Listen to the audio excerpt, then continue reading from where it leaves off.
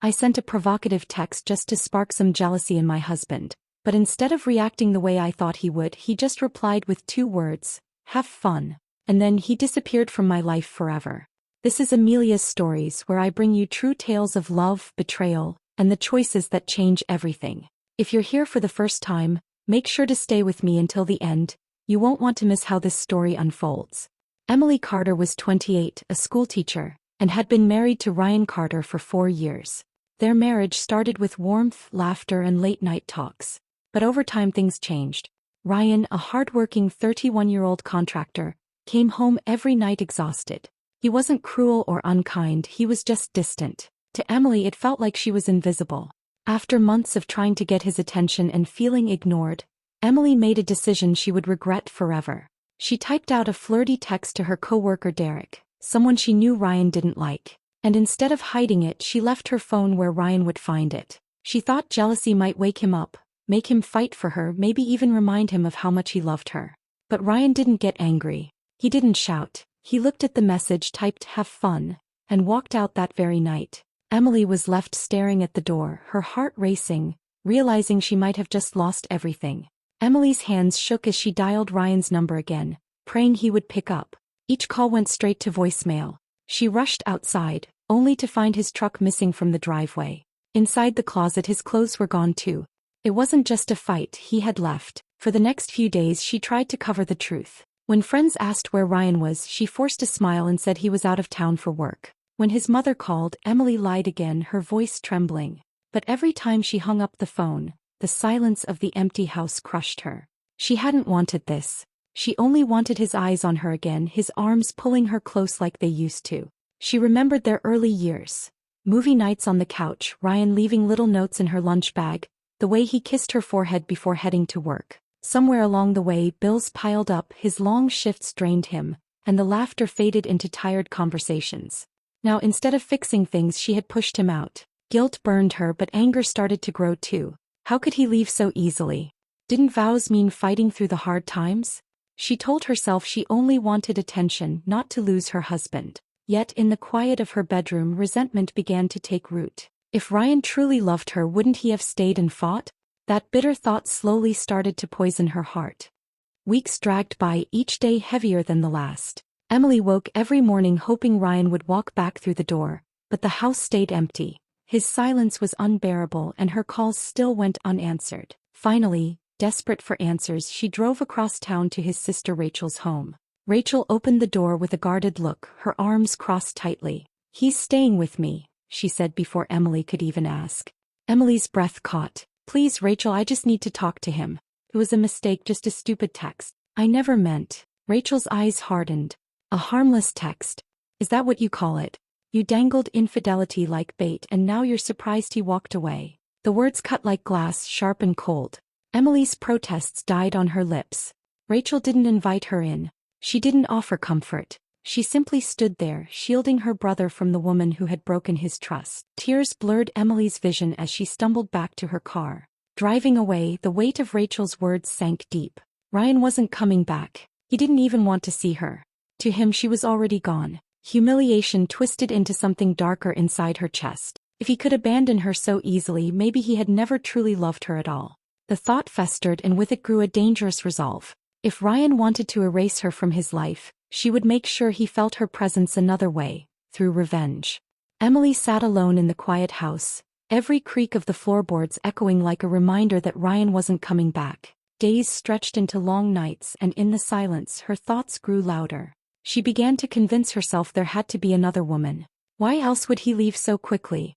The idea consumed her, and soon she pictured him laughing with someone else, holding her hand, giving her the attention he'd once given Emily. The images played on a loop until she could barely sleep. At work, her exhaustion showed.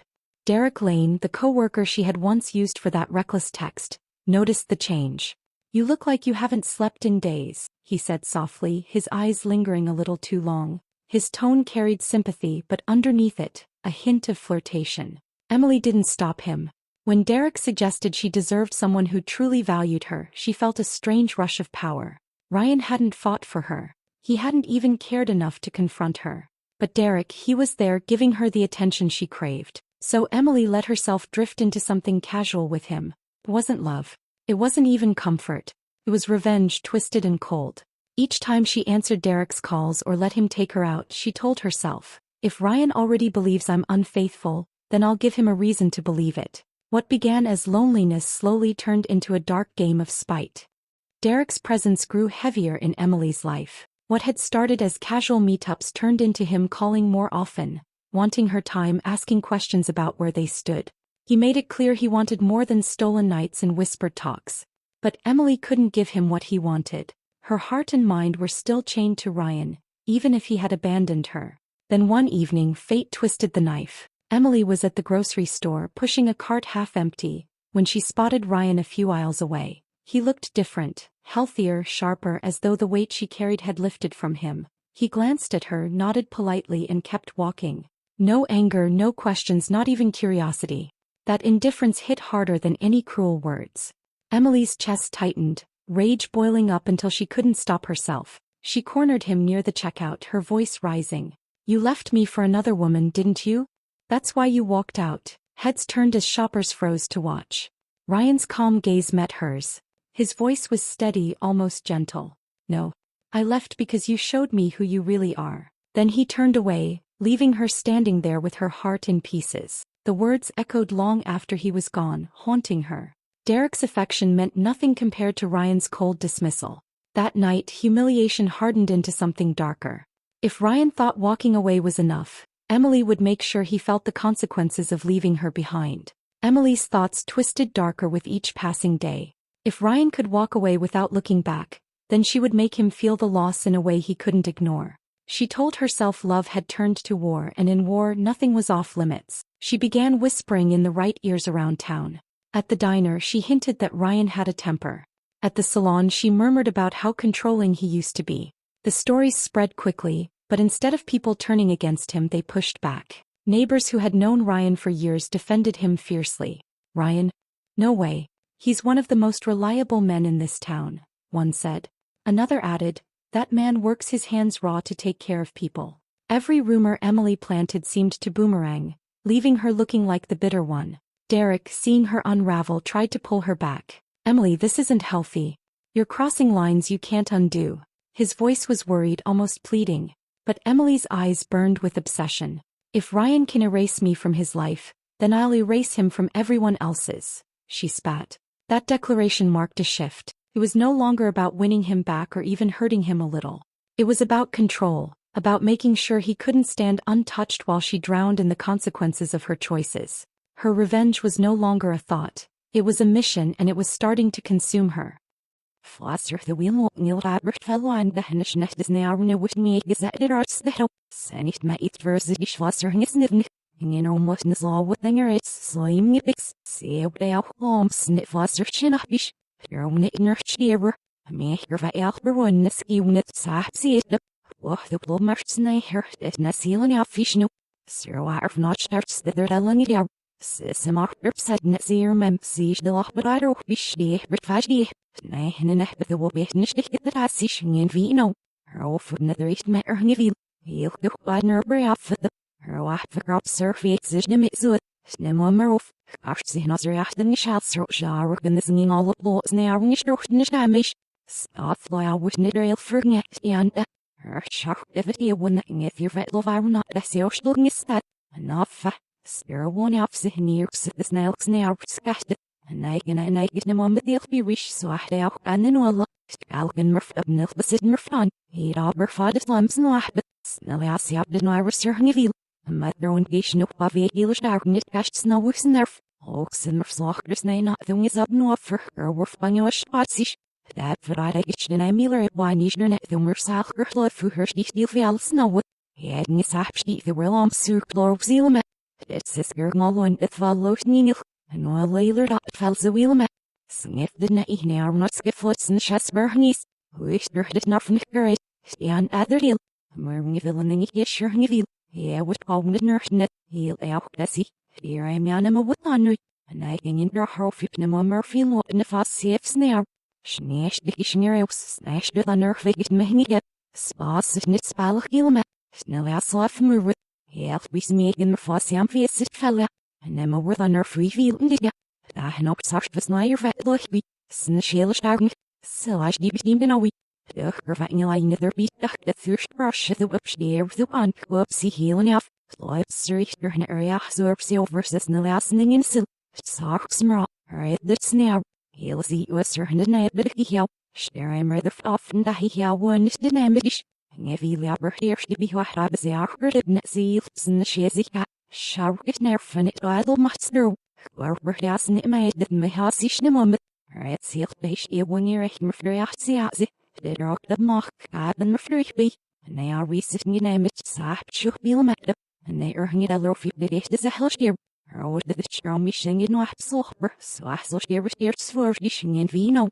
Her mean is no last at getting the helmet. Months passed, the seasons changing outside while Emily's life stayed frozen in regret. One afternoon, while standing in line at the pharmacy, she overheard 2 women chatting. They mentioned Ryan, how he'd been seen around town with a new woman, someone steady, kind, and full of warmth. The words struck Emily like a blow. Her chest tightened and the air felt thin. The image of Ryan smiling beside someone who wasn't her tore at her heart, yet it also woke something inside. He hadn't just left, he had built a new life. While she wasted months drowning in anger and self-pity, he had healed. That night she searched for distractions, only to stumble across another harsh truth. Derek was gone too. Friends mentioned he'd married a woman he'd been seeing for a while. Someone who offered him the stability Emily never could. Everyone she had clung to for validation had slipped away, moving forward while she remained stuck. For the first time, Emily faced herself clearly. She wasn't a victim. She wasn't betrayed. She had orchestrated her own downfall. The text, the rumors, the desperate games, all of it had only isolated her further. She sat in the dim kitchen, whispering to no one but herself. All he said was, "Have fun," and I never stopped paying for it. The echo of those words lingered in the silence, a reminder of how a single reckless choice had rewritten her entire life. Looking back, Emily could finally admit the truth. What she thought was a harmless little test to spark jealousy had turned into the spark that burned her marriage to the ground. She wanted Ryan to fight for her, to show her she still mattered. Instead, she destroyed the very trust that held them together. Every attempt she made to get even only pulled her lower. Rumors, outbursts, desperate pleas. None of it hurt Ryan the way she imagined. It only exposed her to more shame. He never came back. He never even looked over his shoulder. That was the part that stung most. His silence spoke louder than any argument could. Now, with months behind her and nothing to show for it but regret, she understands the weight of her mistake. The house they once shared is still hers, but it feels like a tomb, every room echoing with memories she can't escape. At night, she lies awake in the same bed, staring at the ceiling, replaying the moment he looked at her phone and said, "Have fun." That memory has become her prison. Her voice trembles when she admits the lesson out loud, almost as if warning others. Don't test the people you love, because sometimes they'll fail the test and never look back. The story ends there, haunting and unfinished, because Emily's life remains stuck in the shadow of that single mistake, forever regretting the choice that cost her everything.